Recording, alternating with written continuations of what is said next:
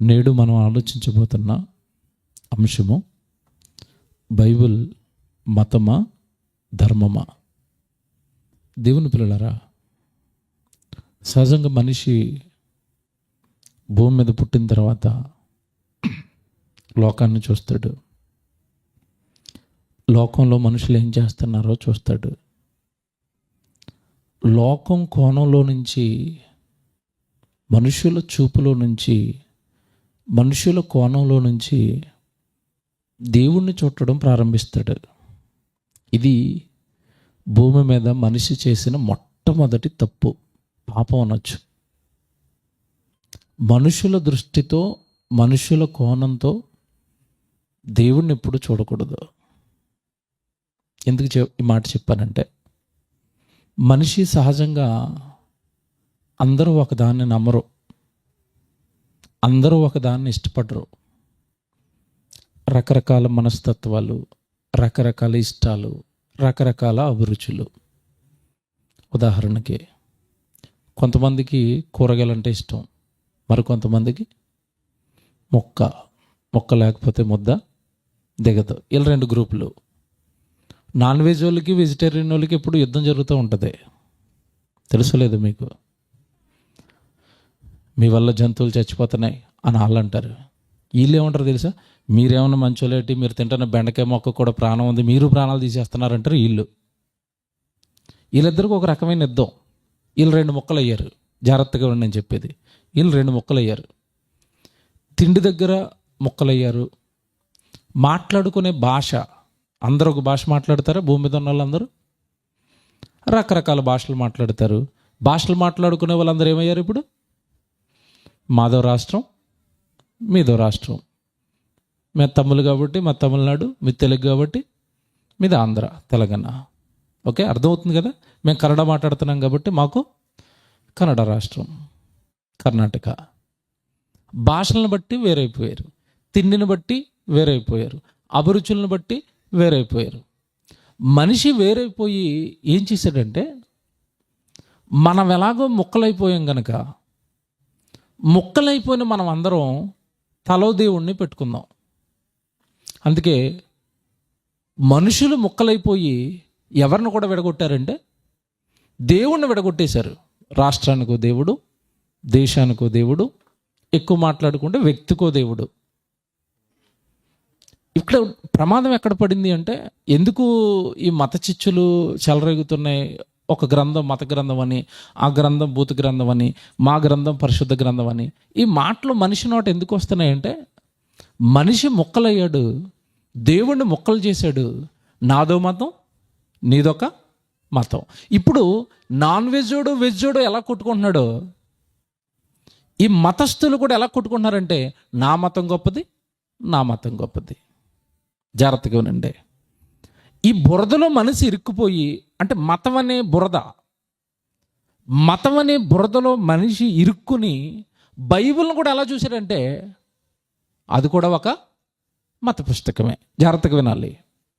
మనుషుల కోణంతో చూశాడు బైబిల్ని. ఇదిగో నేను దేవుడిని నమ్మాను, నాకు మత పుస్తకం ఉంది. నువ్వు దేవుడిని నమ్మావు కాబట్టి నీకు మత పుస్తకం. ఇంకో దేవుడిని నమ్మారు, వాళ్ళకు ఒక మత పుస్తకం. ఇప్పుడు క్రైస్తవులు అందరూ పట్టుకుని ఒక పుస్తకం పట్టుకుని వెళ్తున్నారు. ఏంటది? బైబిల్. ఇప్పుడు అది కూడా ఏంటది? మత పుస్తకం. ఇది మనుషుల కోణంతో చూడటం వల్ల ఏర్పడిన ప్రమాదం. మనుషులు మతాలు పెట్టుకుని, మనుషులు మత గ్రంథాలు రాసుకుని, వేరైపోయి ముక్కలైపోయి మతాలు పెట్టుకుని గ్రంథాలు రాసుకుని అదే కోణంలో దేన్ని చూస్తున్నారు అంటే, బైబిల్ కూడా మత గ్రంథమే అనుకుంటున్నారు. జాగ్రత్తగా వినాలి. బైబిల్లో మతం, నాదొక కొత్త మతం, నా మతంలోకి రండి అని దేవుడు పిలిచిన ఒక్క వచనం కూడా బైబిల్లో ఉండదు. బైబిల్ మతం అనగానే అది నాకు అసహ్యం అంటాడు దేవుడు. ట్విస్ట్ ఏంటంటే, ఇక్కడ చాలామందికి బైబిల్ మతం అంటున్న వాళ్ళందరికీ ట్విస్ట్ ఏంటంటే, బైబిల్లోనే దేవుడు నాకు మతం అంటే అసహ్యం అన్నాడు. మతం మనిషిని మృగంగా మారుస్తుంది, నాకు వద్దు, మతస్థులొద్దు నాకు అన్నాడు. నాకు మనుషులు కావాలన్నాడు. నా పిల్లలు నా పిల్లలుగానే కావాలి. నేను పుట్టించినప్పుడు నా పిల్లలకి మతంతో పుట్టించలేదు. నేను నా పిల్లల్ని పుట్టించినప్పుడు కులంతో పుట్టించలేదు. నేను నా పిల్లల్ని పుట్టించినప్పుడు పాపంతో పుట్టించలేదు.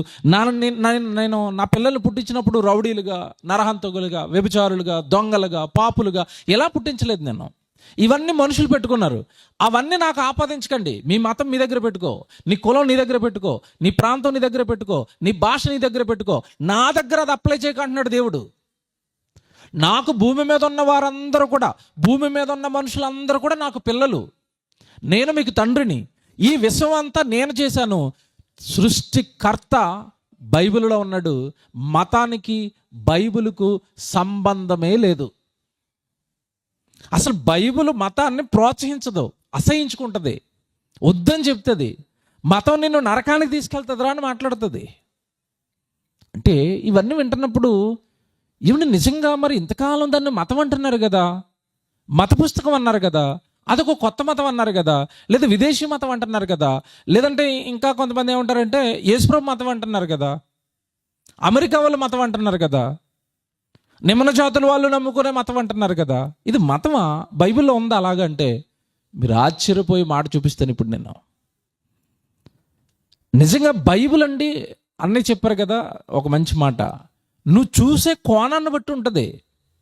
తప్పు పట్టడానికి బైబిల్ చదివా అనుకోండి, తప్పే కనబడుతుంది.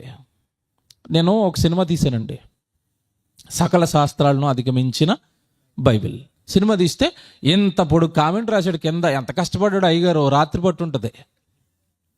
ఇందాక అన్నయ్య చెప్పినయే, లోతు భార్యలు పాపం చేయలేదా, దావీదు పాపం చేయలేదా, నేమ గ్రంథంలో బూతులు లేవా, అబ్బబ్బా యేసుగేలు గ్రంథంలో బూతులు లేవా. అతను ఇంత పొడుగు రాస్తేనండి నేను ఇంతేం ఒక రిప్లై ఇచ్చాను. ఏమని రిప్లై ఇచ్చాను తెలుసా? బ్రదర్,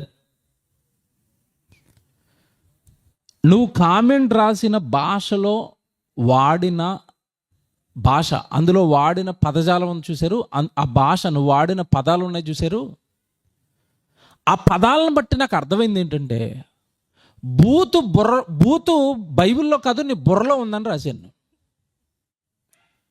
ముందు నీ బుర్రలో ఉన్న బూతు తీసేస్తే బైబిల్ పరిశుద్ధంగా కనపడుతుంది.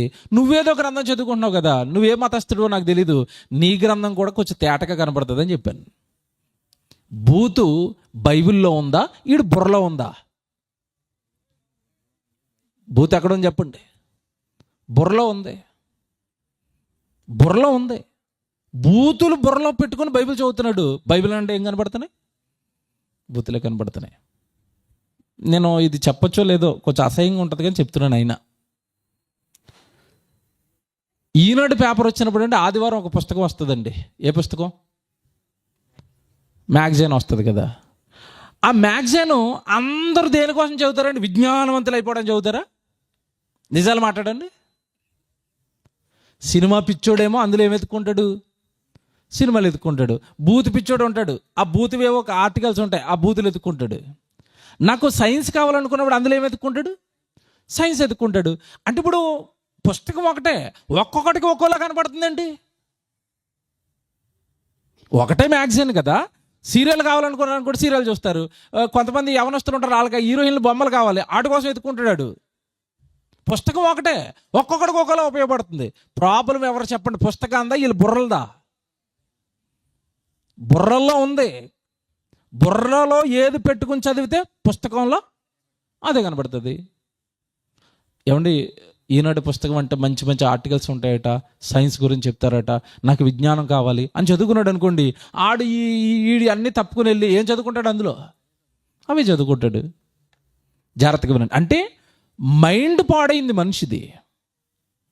బైబిల్ బూతు, బైబిల్లో తప్పులు ఉన్నాయి, బైబిల్లో దేవుడు మంచోడు కాదు. నువ్వు అంటే మనసులో ఇది పెట్టుకుని చదువుతున్నావు, అందుకు నీకు బైబిల్ అలా కనబడుతుంది. కానీ బైబిల్ ఏమంటుందో తెలుసండి? ఒకసారి మీరు ద్వితీయోపదేశకాండం తీయండి, 27వ అధ్యాయం 1వ వచనం.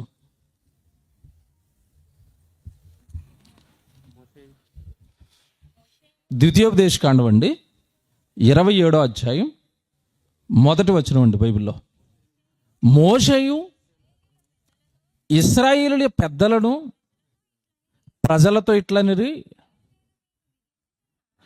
నేడు నేను మీకు విధించుచున్న ధర్మమును మీరు ఆచరింపవలెను. ఏమనుందండి?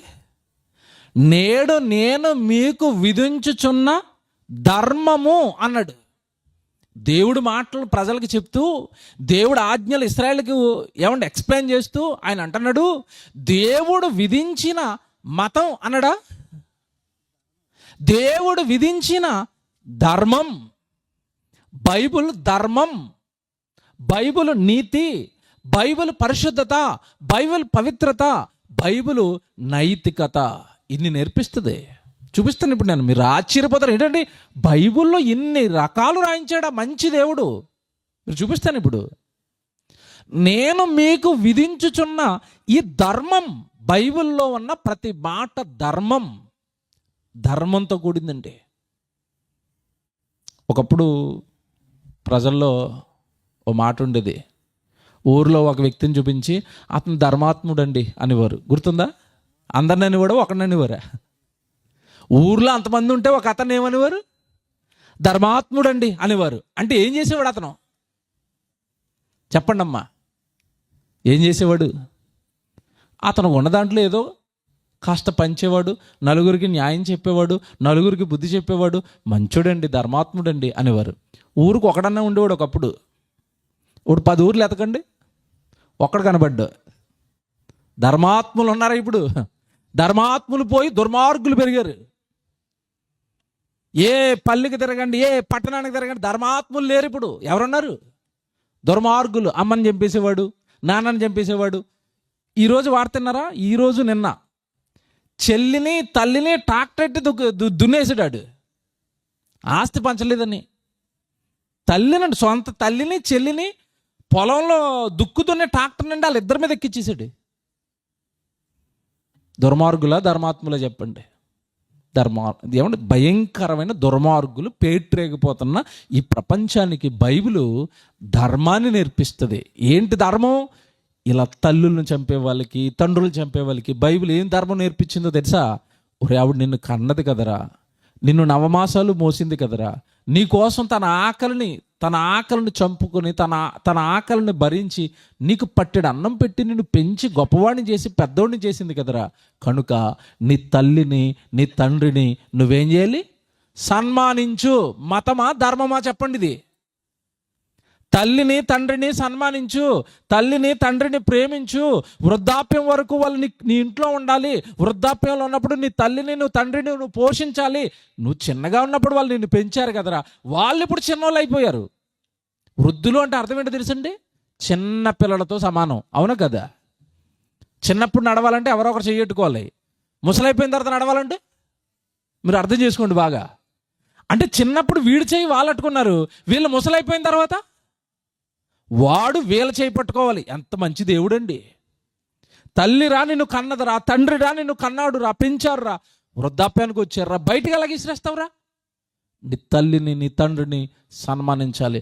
నీ తల్లిని నీ తండ్రిని నిర్లక్ష్యం చేసావా, కాకులు నీ కళ్ళు పీక్కుని తినేలా చేస్తానన్నాడు.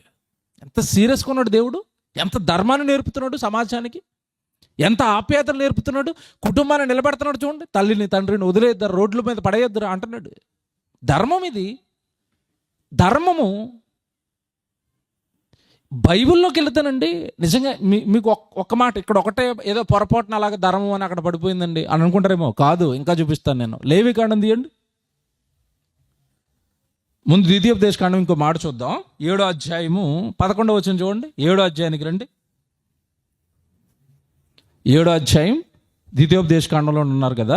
7వ అధ్యాయం 11వ వచనం 12వ వచనం చూద్దాం. చాలా జాగ్రత్తగా వినండి. ఇవి ద్వితీయోపదేశకాండం 7వ అధ్యాయం 11వ వచనం 12వ వచనం. కాబట్టి నేడు నేను నీకు ఆజ్ఞాపించు ధర్మము. చూసారా? సేమ్ ధర్మము. బైబిల్ అనగానే మతం కాదయ్యా, ధర్మం. సృష్టికర్త రాయించిన ధర్మం, సృష్టిని చేసిన దేవుడు రాయించిన ధర్మం. సృష్టిలో ఉన్న మానవులు అందరూ ఒకేలా జీవించాలని, మనిషికి ఒక నీతి, మనిషికి ఒక న్యాయం చెప్పడు దేవుడు. అందరికీ కలిపి ఒకటే ధర్మం. అందుకే బైబిల్ చూడండి, భూమి మీద ఎన్ని భాషలు మాట్లాడే వాళ్ళు ఉంటే అంతమంది భాషలలోనికి బైబిల్ వెళ్ళిపోయిందా? వెళ్ళిపోయింది. ఎందుకు వెళ్ళింది బైబిల్ చెప్పండి? బైబిల్ ఒకటే వెళ్ళింది. మళ్ళీ చెప్తున్నానండి, ప్రపంచంలో గ్రంథాలు ఉండొచ్చు కాక అన్ని భాషలు సుమారుగా, కొన్ని భాషలు ఉన్నాయి ఇంకా, సుమారుగా అన్ని భాషలలోనికి వెళ్ళిన గ్రంథం ఏదంటే బైబిల్. అందుకే బైబిల్ అంటే అందరికీ మంట, అందుకే బైబిల్ అంటే అందరికీ కోపం. ఇదేట్రా బాబు, ప్రతి చోటకి వెళ్ళిపోద్ది, అందరి చేతుల్లోనే ఉంటుంది. ఏమంటే బైబిల్ హిస్టరీ, బైబిల్ రికార్డ్స్ కనుక తీస్తే బైబిల్ను ద్వేషిస్తున్న వాళ్ళకి గుండె పగిలిపోయి హార్ట్ అటాక్ వస్తుంది. ప్రపంచంలో ఎక్కువగా ముద్రించబడుతున్న గ్రంథం ఏడో తెలుసా? బైబిల్. ప్రపంచంలో ఎక్కువగా చదవబడుతున్న గ్రంథం బైబిల్. ప్రపంచంలో ఎక్కువ బోధకులు కలిగిన గ్రంథం బైబిల్. ఇప్పటి వరకు ఎక్కువగా అమ్ముడుపోయిన గ్రంథం బైబిల్.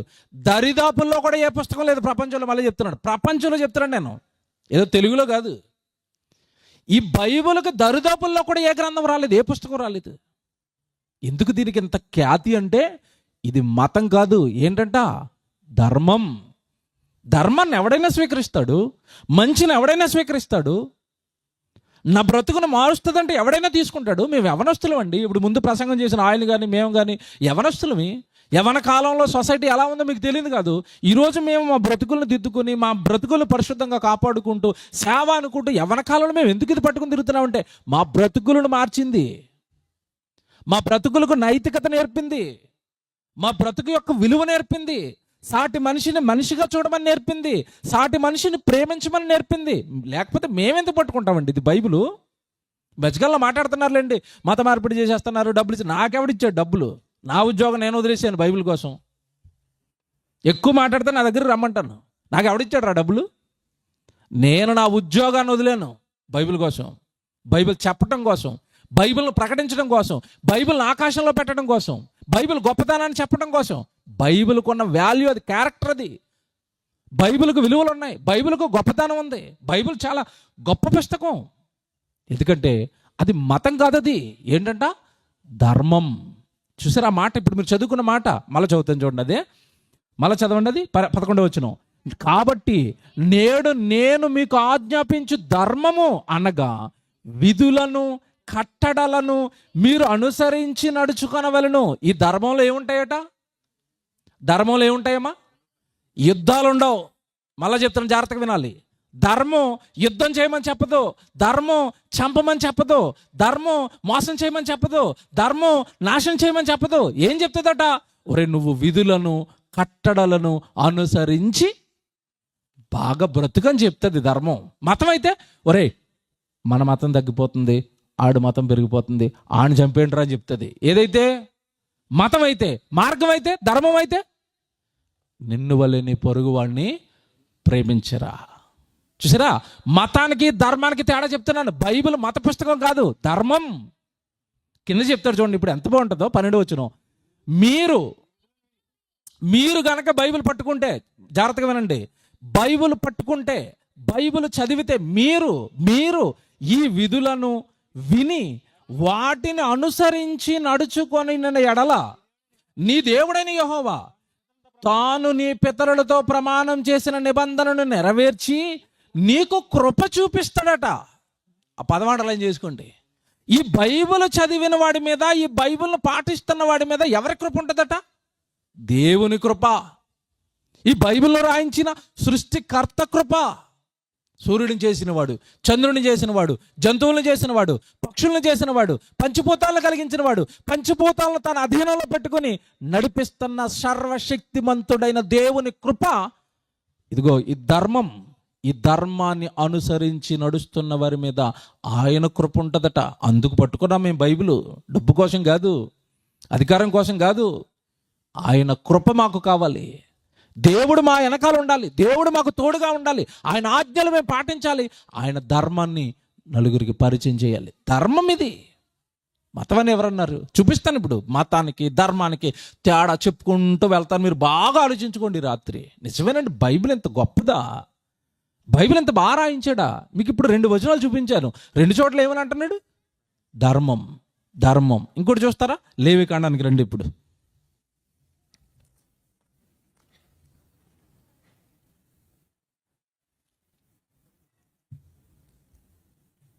క్షమించండి, ద్వితీయోపదేశకాండం చూపిస్తాను. ద్వితీయోపదేశకాండం 17వ అధ్యాయానికి రండి. 17వ అధ్యాయం అండి.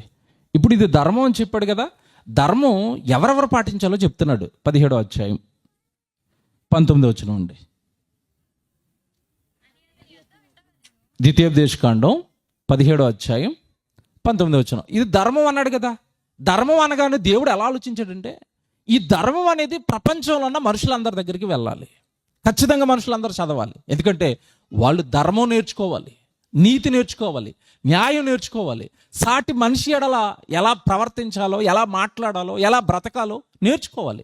తొలి ప్రసంగంలో మీరు విన్నారు కదా, బూతులు మీ నోట రానివ్వకూడదు. బూత్ ఎవరిని తిడతాం? మనం తిట్టుకుంటాం, పక్కోడిని తిడతామా? బూతులు ఎవరిని తిడతాం? పక్కోడిని. అంటే బైబిల్ ఏం చెప్తుంది? పక్కోడిని ఏమనొద్దురా, వాడు నా కొడుకురా అంటుంది. ఏం బైబిల్ అండి? పక్కావిడిని ఏమనొద్దమ్మా, ఆమె నా కూతురు, నువ్వు తిట్టడానికి కుదరదు, నువ్వు వాడిని కొట్టడానికి కుదరదు, నువ్వు వాడిని చంపడానికి కుదరదు, నువ్వు వాళ్ళ కుటుంబాన్ని కూల్చడానికి కుదరదు. బైబిల్ అండి. పిచ్చి పెరిగిపోద్ది తెలుసండి, బైబిల్ అర్థమైతే పిచ్చి పెరిగిపోద్ది. ఇప్పుడు ఈరోజు మా కళ్ళ ముందండి మా కుటుంబం కనపడదు, మా పిల్లలు కనపడరు, ఏమంటే లోకంలో ఏవో సుఖాలు అంటారు అవి కనపడవు, ఏవో ఎక్కడో తిరుగుదాం ఏముండదండి. బైబిల్ చదువుతుంటే వస్తుందండి లోపల నుంచి ఆనందం. ఒక్కొక్క వచనం అర్థమవుతుంటే, అమ్మ నాయన ఇంత మంచి సంగతి చెప్పాడు దేవుడు, ఇది ప్రజలకు ఎలా చెప్పేయాలని అసలు నిద్ర పట్టదు కొన్ని రాత్రులు. అయితే అంత జ్ఞానం ఉంది ఇందులో. ఇప్పుడు దేవుడు ఎలా ఆలోచించాడంటే, ఇంత మంచి కేవలం ప్రజల దగ్గరే కాదు, ప్రజలను పరిపాలిస్తున్న రాజు కూడా నా ధర్మం చదవాలి అన్నాడు. ఎందుకంటే ప్రజలను పరిపాలిస్తున్న రాజు గనక ధర్మం చదివి ప్రజలను పరిపాలించాడు అనుకోండి, ఆ పరిపాలన ఏ పరిపాలన అవుతుంది? ధర్మ పరిపాలన అవుతుంది. ప్రజలను కరెక్ట్గా పాలిస్తాడు. అందుకే ఇక్కడ చూడండి ఎంత బాగా చెప్తాడో. మీరు ఆ వచనం చదవండి. 19వ వచనం అండి, ద్వితీయోపదేశకాండం 17వ అధ్యాయం 19వ వచనం. అది అతని యొద్ద ఉండవలెను. అది అతని వద్ద అంటే అతను ఎవరు అనుకుంటున్నారు? రాజు, దేశాన్ని పరిపాలించే రాజు, రాష్ట్రాన్ని పరిపాలించే రాజు, మీ గ్రామాన్ని పరిపాలించే రాజు ఉంటాడు కదా, అధిపతులు ఉంటారు కదా, పదవులు ఉన్నాయి కదా, అధికారులు ఉన్నారు కదా, వాళ్ళ దగ్గర బైబిల్ ఉండాలట. అది అతని వద్ద ఉండవలెను. తర్వాత తన రాజ్యమందు తానును తన కుమారులను ఇశ్రాయేలుల మధ్యను దీర్ఘాయుష్మంతులగుటకై తాను తన సహోదరుల మీద గర్వించి ఈ ధర్మము, ఈ పదమంటలు ఏం చేయండి మళ్ళా ఏమొచ్చింది ఇక్కడ మళ్ళా? ధర్మము. తాను తన సహోదరుల మీద గర్వించి ఈ ధర్మమును విడిచిపెట్టి కుడికి గాని ఎడమకు గాని తొలగక ఉండునట్లు తన దేవుడైన యెహోవాకు భయపడి ఈ ధర్మశాస్త్ర వాక్యములన్నిటినీ, ఈ కట్టడలను అన్నిటినీ అనుసరించి నడుచుకొనుటకు అతడు తాను బ్రతుకు దినములన్నిటను ఆ గ్రంథమును చదవవలెను. ఏ గ్రంథాన్ని చదవాలి?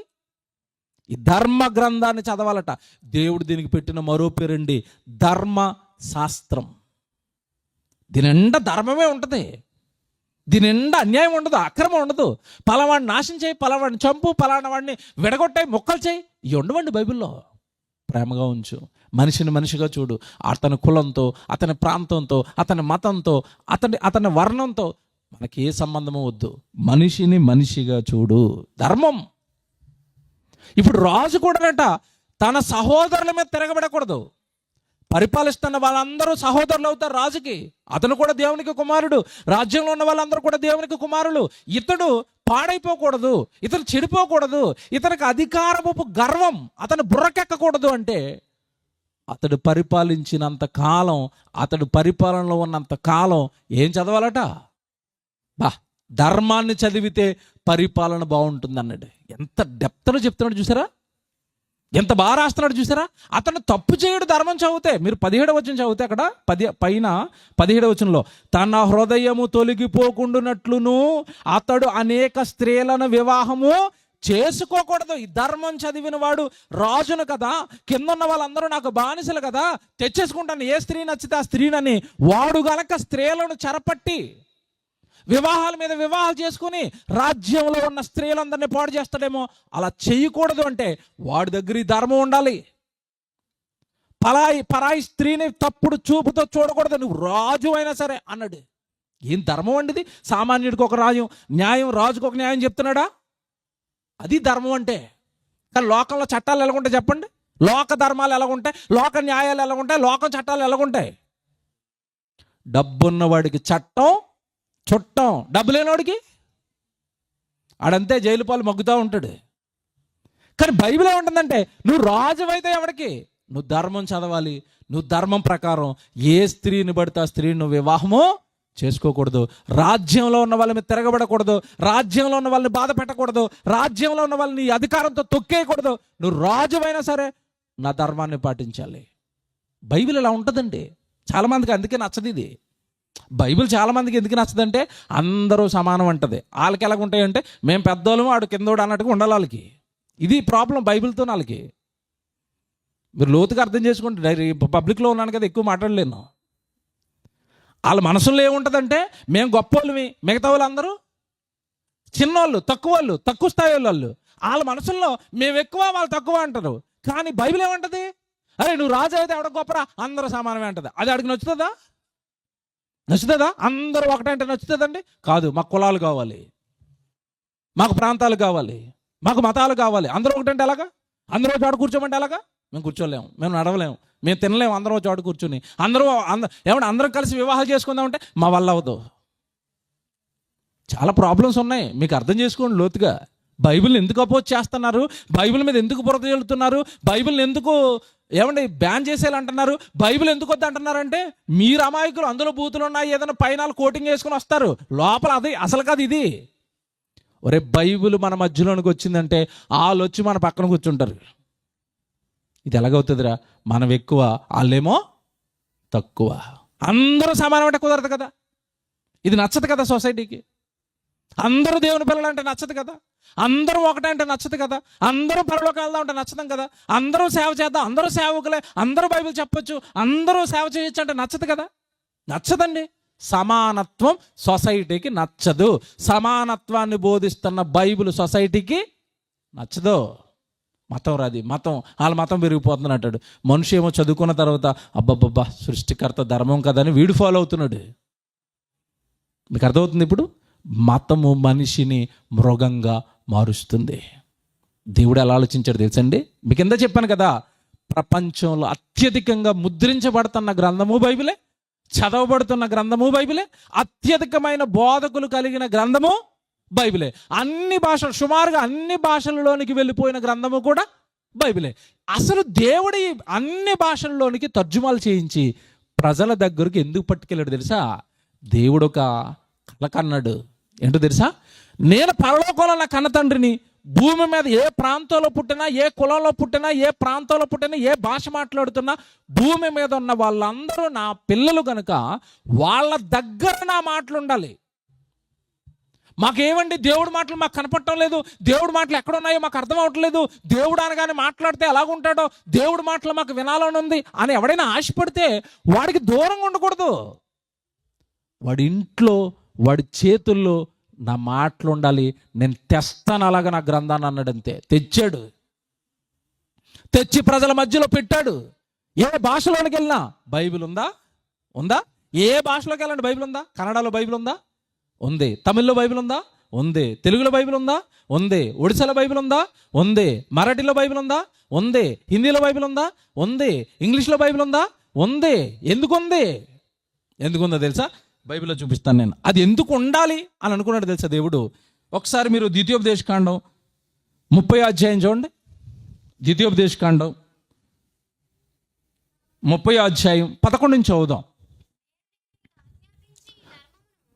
ఏమంటే ఇక్కడ కూడా అదే పదం వచ్చింది చూడండి. ఏటట? నేడు నేను నీకు ఆజ్ఞాపించు ఈ ధర్మమును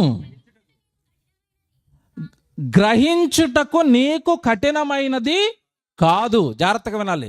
ఏమంటే దేవుడు మాటలు ఏమి కష్టంగా ఉండవు, ఎవరికి అర్థం కానట్టుగా కఠినమైన భాషలో ఏమి ఉండవు. ఎంత బాగా రాస్తున్నాడు చూడండి. నా మాటలు నీకు అర్థం కాకపోవడానికి అవి కఠినమైనవి కావు, దూరమైనవి కావు. మనము దానిని విని గైకొనున్నట్లు ఎవడో ఆకాశంలోకి ఎక్కిపోయి వారి వద్దకు దానిని తెచ్చును. ఇప్పుడు దేవుడు పరలోకంలో ఉన్నాడు, నాకు దేవుడు మాట కావాలంటే ఎవడైనా ఆకాశానికి పోయితే అవలా దేవుడు మాటలు అవసరం లేదు. నీ చేతిలో ఉంటుంది. ఎంత బాగా రాస్తున్నాడు చూడండి.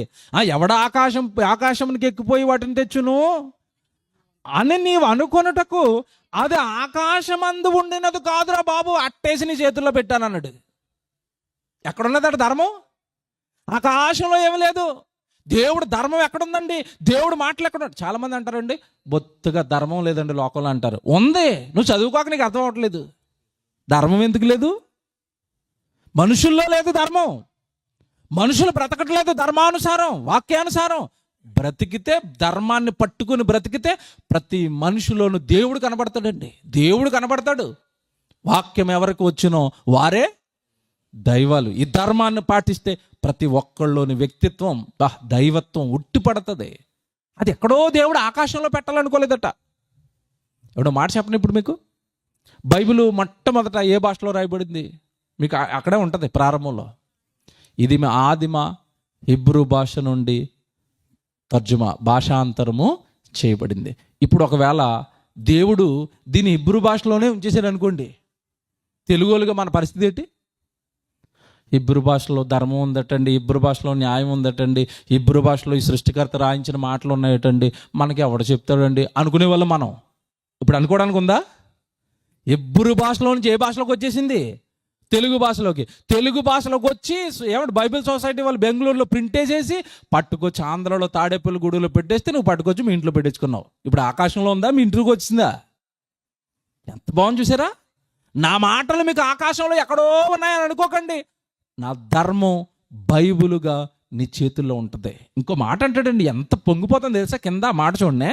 తర్వాతే మనము దానిని విని గైకొనున్నట్లు ఎవడు సముద్రము దాటి మన యొద్దకు దానిని తెచ్చునని నువ్వు అనుకోననేలా. అది సముద్రాలు అవతల లేదు, ఆకాశానికి ఆవలా లేదు. నీవు దానిని అనుసరించి అది నీకు బహు సమీపముగా ఉన్నది, నీ హృదయమును నీ నోట ఉన్నది. ఎక్కడికి తెచ్చేసాడట? ముందు బైబిల్గా తెచ్చేసి నీ భాషలోకి తెచ్చేసాడట, నీ భాషలో నుంచి నీ హృదయంలోకి తెచ్చేసాడట, నీ హృదయంలో నుంచి నోట్లోకి. ఏమండి అందరి నోట్లోకి బైబిల్ వచ్చి, ఏమండి నేను మాట్లాడుతాను, బైబిల్ నాకు తెలియదు అన్నవాడిని ప్రపంచంలో ఒక్కడిని చూపించండి. అది నమ్మాడా నమ్మట్లేదా పక్కన పెట్టండి. బైబిల్ అనే ఒక పుస్తకం నాకు తెలియదు అంటాడు ఎవడైనా? ప్రపంచంలో అడుగుతున్నాను నేను, తాడేపల్లిగూడలో కాదు, ప్రపంచంలో అడుగుతున్నాను. బైబిల్ నాకు తెలియదని ప్రపంచంలో ఎవడైనా అంటాడా? పోనీ యేసుక్రీస్తు అనే ఈ 4 అక్షరాలు నాకు తెలియదని ప్రపంచంలో ఎవడైనా ఉన్నాడా? ఎందుకు ఆయన ప్రపంచ ఖ్యాతిని ఉందాడు? బైబిల్కి ఎందుకు ఇంత ఘనత అంటే ఇది సృష్టికర్త రాయించిన ధర్మం కనుక. మనుషులు ధర్మాత్ములుగా మారాలి అంటే, మనుషులు నీతిగా న్యాయంగా యథార్థంగా ప్రవర్తించాలి అంటే, పాపాలకు దూరంగా బ్రతకాలి అంటే ఈ ధర్మము ప్రతి వ్యక్తికి సమీపముగా ఉండాలట. సమీపంగా అంటే దగ్గరగా. నాకు బైబిల్ చదువుకోవాలని ఉందండి, కానీ మాకు బైబిల్ ఎవరిస్తారండి అంటారా? ఇప్పుడు మీరు దూరంగా ఉందా నీకు? ఇక్కడ ఎవరికి బైబిల్ లేదో చెప్పండి, తెల్లారి సరికల్ మేము తెచ్చి ఇచ్చేస్తాం మీకు. తాడేపల్లి గూడెం వెళ్తే ఏ స్టోర్లోనైనా గొప్పలు బయలు రెడీ బాబు, ధర్మం చదువుకోండి, ధర్మం రెడీగా ఉంది, సమీపంగా చదువుకోండి, కొనిస్తాం మేము, చదువుకోండి. మళ్ళీ చెప్తున్నాను, బైబిల్ మేము కొనిస్తాం, చదవండి ఒకసారి. ఏముంది అందులో చదవండి. ఏమండి ఏముంటుందండి అందులో చదవడానికి మంచి అంటారా? చెప్తాను ఇప్పుడు నేను జాగ్రత్తగా. ఇక్కడి నుంచేనండి అసలు దాని ధర్మం ఎందుకండి దేవుడు ఇన్నిసార్లు దాన్ని ధర్మం అంటున్నాడు? ఏముందండి అందులో ధర్మం? అంతే కదా. నూతనంగా అయిన వాళ్ళకి ఎలాగుంటుందంటే, మీ పుస్తకం కాబట్టి మీరు ఏమైనా గొప్పలు చెప్పుకుంటారండి అంటారా? అది గొప్పది గనక గొప్ప చేస్తున్నాం మేము. ఎంత గొప్పదో తెలుసా నీకు? అది చెప్పిన విషయాలు కొన్ని నాకున్న సమయంలో, నాకున్న టైంలో కొన్ని మీకు పరిచయం చేస్తాను. అసలు ఇంత జ్ఞానము, ఇంత మంచి మరీ ఇంత మంచి ఉందండి బైబిల్లో? ఉంది. దేవుడు ఎలా ఆలోచించాడో మాట చూపిస్తానండి. సహజంగా మనకి ఇల్లులు ఉంటాయి, కొంతమందికి పొలాలు ఉంటాయి, వ్యవసాయం చేసుకుంటాం. మన మధ్యలో భేదవాళ్ళు ఉంటారా? ప్రజల మధ్యలో భేదవాళ్ళు ఉంటారా? పొలం లేని వాళ్ళు ఉంటారా? ఉంటారు. ఇల్లు లేని వాళ్ళు ఉంటారా? ఉంటారు. కనీసం తినడానికి తిండి లేని వాళ్ళు ఉంటారా? ఉంటారా? మన మధ్యలో ఉంటారు. మన మధ్యలో పరాయి దేశస్తులు కూడా ఉంటారా? అంటే ఈ గ్రామం కాని వాళ్ళు, ఈ భాష రాని వాళ్ళు, వేరే రాష్ట్రం నుంచి బ్రతుకుదేరుకు వచ్చి మన మధ్యలో బతుకుతున్న వాళ్ళు ఉంటారా? ఉంటారు. ఇప్పుడు జాగ్రత్తగా వినండి. దేవుడు అలంత ధర్మం చెప్పాడంటే, నాయనా ఒరే నువ్వు 2 పూట్ల 3 పూట్ల తింటున్నావు కదరా, నీ ఆకలి తీరుతుంది కదా, నీకు చక్కగా పొలం ఉంది కదా, ఆ పొలం నేను పండిస్తున్నాను కదా, నేను పండిస్తున్నాను, జాగ్రత్తగా ఉండండి. ఆ పొలాన్ని పండిస్తున్నది ఎవరు? దేవుడు. నీళ్ళిచ్చి సూర్యరశ్మి ద్వారా ఒక కిరణజన్య సంయోగక క్రియ చేసి ఆకులో లేదంటే మొక్కలో ఆహారాన్ని పుట్టిస్తున్నది దేవుడు.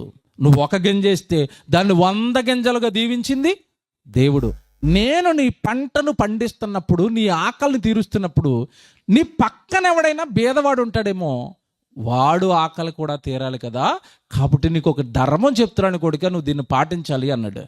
ఏం పాటించాలన్నాడు తెలుసా? నువ్వు పొలం కోస్తావు కదా, నీ పంట కాయలు కానీ లేదంటే ధాన్యం కానీ కోసేసుకుంటావు కదా, కంప్లీట్గా కోసేయకుండా వార అంటే చివరి గట్టు వారిని కొంచెం వదిలేరా, వాళ్ళు కోసుకుంటారని చెప్పాడు.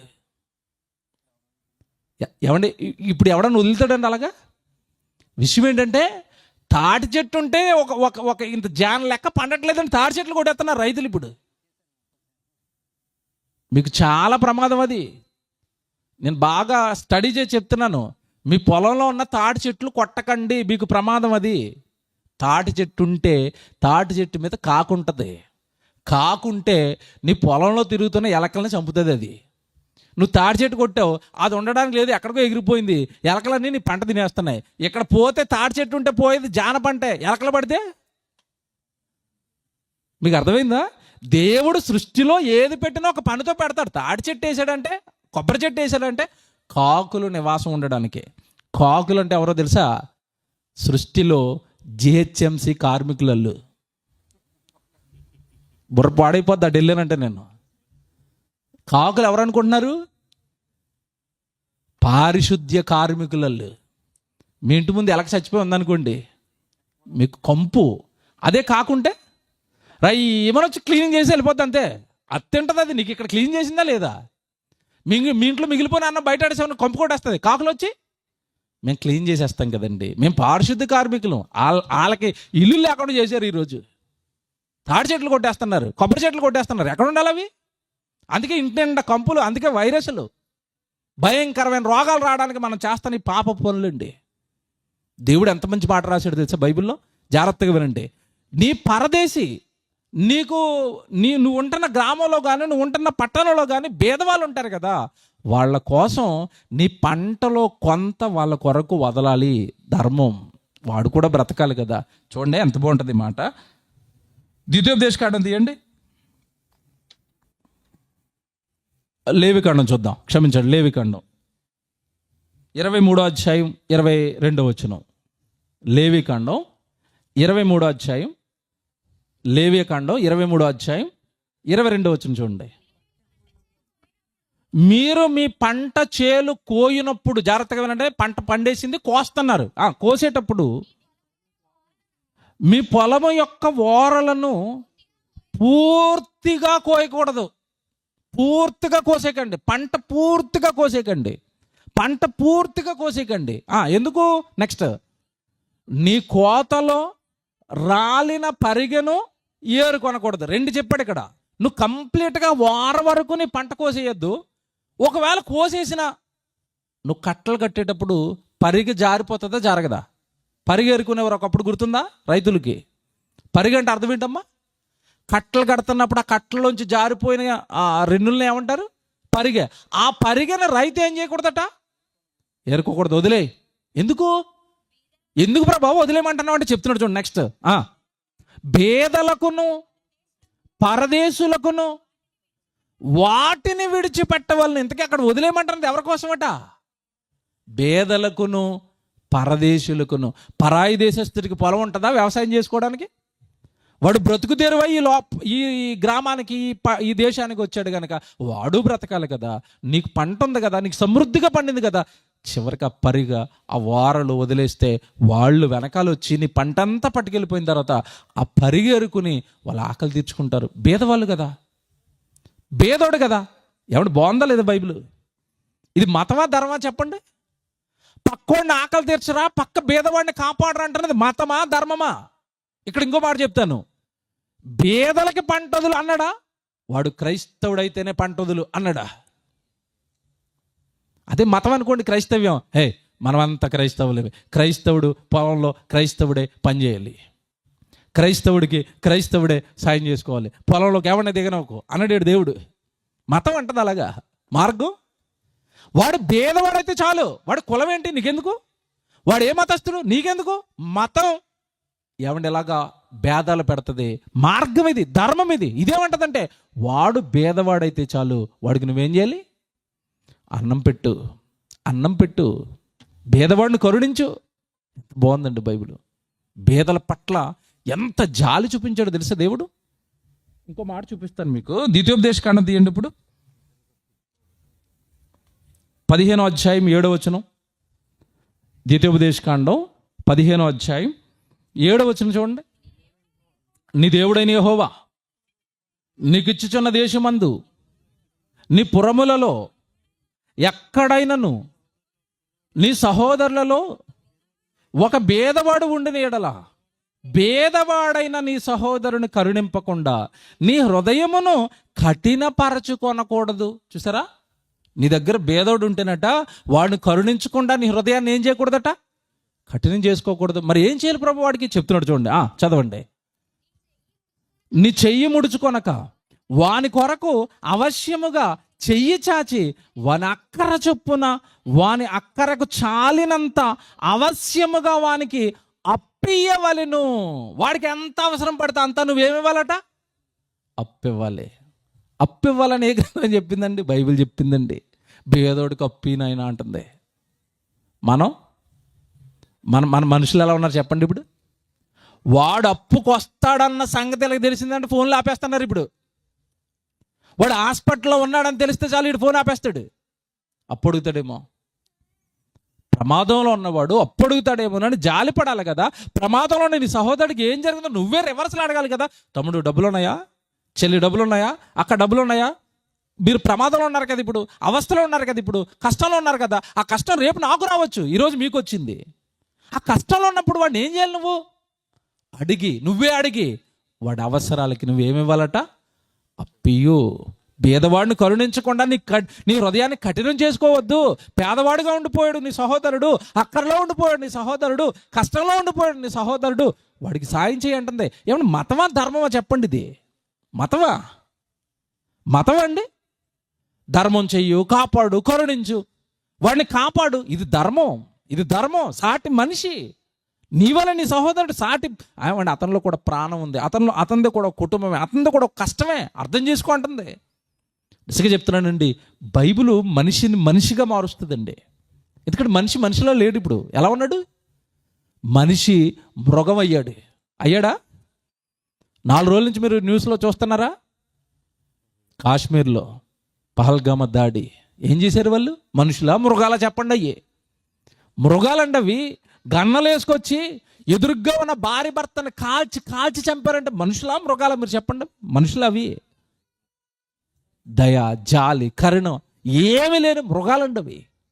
కానీ దేవుడు ఎవడు చంపటం కాదు, అవతల వాడికి కష్టం వస్తే కూడా నువ్వు వాడి కష్టాన్ని తీర్చకుండా ఉండొద్దు అంటున్నాడు. అవతల వాడి భేదవాడైతే, అవతల వాడి కష్టంలో ఉంటే, అవతల వాడి శ్రమలో ఉంటే వాడికి సాయం చెయ్యి, వాడు లేపు, వాడిని నిలబెట్టు, వాడిని బాగు చేయి, వాడు సంతోషకరమైన జీవితంలోకి వచ్చేంత వరకు నీ వలనైన సహాయం నీ సహోదరుడికి చెయ్యి, నీ పొరుగుడికి చెయ్యి అని చెప్పింది మతం అండి ఇది. సామెతల గ్రంథం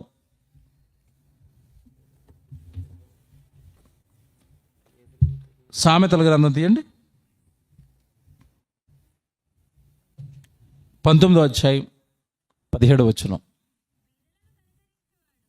సామెతల గ్రంథం 19వ అధ్యాయం 17వ వచనం.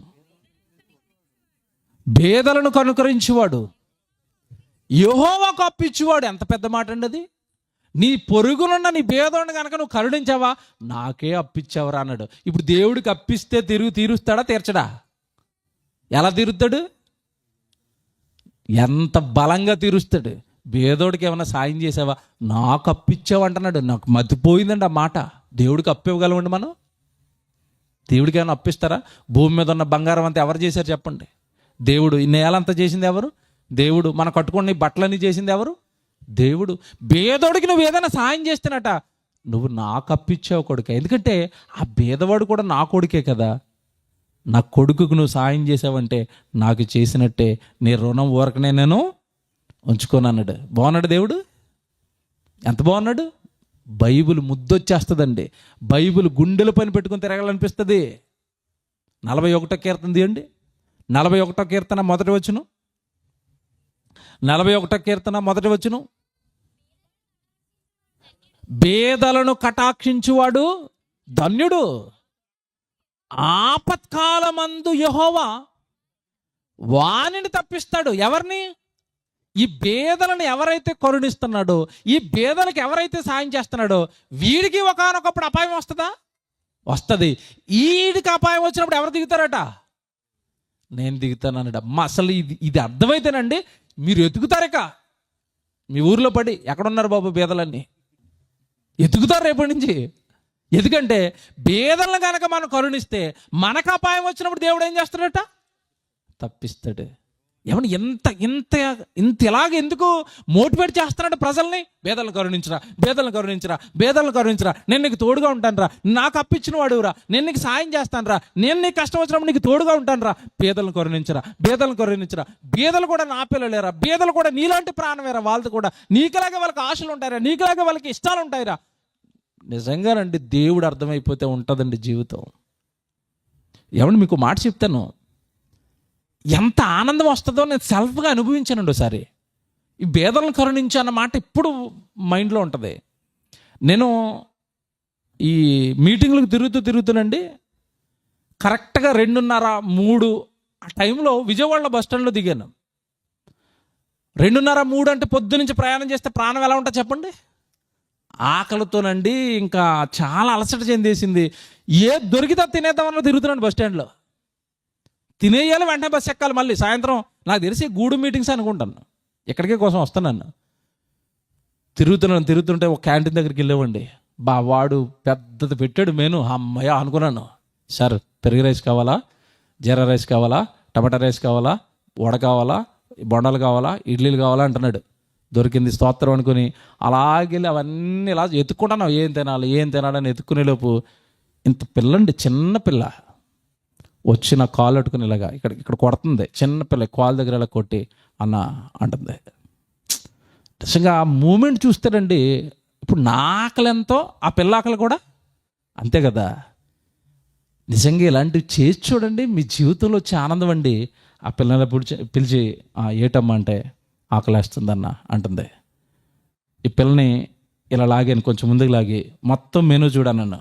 చూసింది, ఇందులో నీకు ఏది ఇష్టమో చెప్పాను. నన్ను ఏది ఇష్టమో చెప్పంటే నాకు బోండాలంటే ఇష్టం అన్న. నవ్వు పిల్ల, నాకు బోండాలంటే ఇష్టం అన్న అంటే ముందు ఈ పిల్లకి 2 పార్సిల్ చేయండి బోండాలు అన్నాను, 2 ప్లేట్లు. ఆ పిల్లకి 2 బోండాలు చేతిలో పెడితే వచ్చిందండి ఆనందం.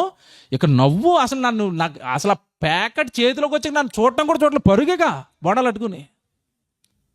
వాళ్ళ తమ్ముడో వాళ్ళ అన్నయ్య ఉన్నాడట, పట్టుకుని వెళ్ళిపోతుంది పరుగు నవ్వుకుంటా. నిజంగా పిల్ల మొహంలో ఆనందం చూసిన తర్వాత నిజంగా చెప్తానండి, అప్పటికే ఆకలితో ఉన్నాడు కదా, 2 నిమిషాలు ఆకలి తీరిపోయి తెలియని సంతోషం.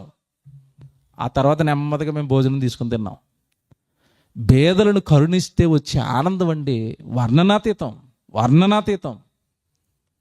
నేను చివరికి జంతువులు ఏమైనా ఆకలితో ఉన్నట్టుగా నాకు దాంట్లో సెంటం కనపడిన ఊరుకొని నేను బిస్కెట్లు కొనేసి కుక్కలకి ఎన్నోసార్లు వేసాను దారిలో. ఆకలి ఎవరిదైనా ఆకలి కదండి. ఆకలితో కొట్టుకుంటున్నాడు ప్రాణం ఎలా ఉంటుందండి? నీ ఆకలి ఎంతో పక్కోడు ఆకలి కూడా అంతే. అందుకే దేవుడు ఎంత బాగా రాస్తున్నాడు అంటే, కొంచెం వాడు ఆకలి చూడరా, నీ కడుపు నిండా ఉంది కదా అన్నం ఉంది కదా, నీ ఇంటి నిండా బియ్యం ఉన్నాయి కదా, నీ బ్యాంక్ నిండా బ్యాలెన్స్ ఉంది కదా, వాడికి ఏమీ లేక అల్లాడిపోతున్నాడు, కొంచెం వాడిని కరుణించు.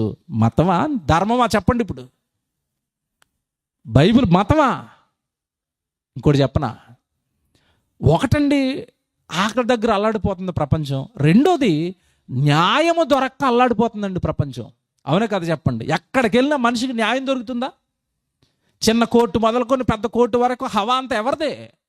డబ్బున్నవాడిది, లంచం ఇచ్చిన వాడిదే హవా.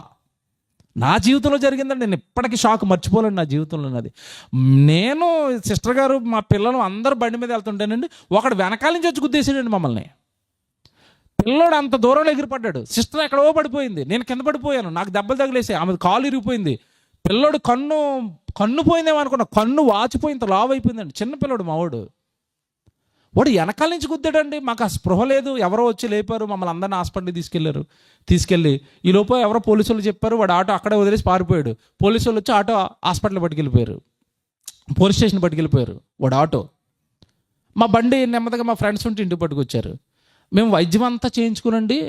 మా పక్క వాళ్ళు అన్నది యాక్సిడెంట్ కదా, అలా వదిలేయకూడదు, తిరిగి మీద ఏదైనా రివర్స్ వస్తుంది, పోలీస్ స్టేషన్కి వెళ్ళి చెప్పంటే పోలీస్ స్టేషన్లో కేసు పెట్టడానికి వెళ్ళామండి. వాళ్ళు మమ్మల్ని గుద్దేసిరండి, హాస్పిటల్ ఎంత బిల్ అయింది, కనీసం మమ్మల్ని పలకరించడానికి రాలేదు, మాకు న్యాయం జరగలేదు అంటే పోలీస్ అతను అంటున్నాడు, ఎప్పుడు గుద్దాడు అంటున్నాడు. పేషెంట్ వచ్చి మాట్లాడుతుంటే ఎలా మాట్లాడాలండి? ఏమైంది సార్? ఇప్పుడు ఏమైంది సార్ వద్దు, ఏమైందండి అనాలి. ఎప్పుడు గుద్దాడు అన్నాడు.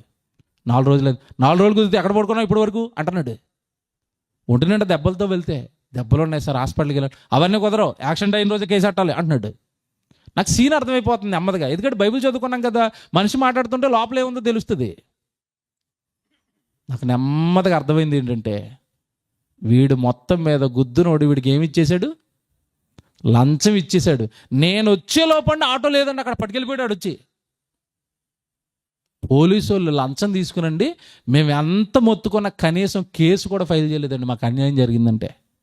ఎంత తీవ్రంగా మనుషులు బాధపడుతున్నారు భూమి మీద. దేవుడు ఎంత మంచి మాటలు రాశాడు తెలుసా బైబిల్లో. నాయన, అధికారం నీ చేతుల్లో అధికారం ఉందా?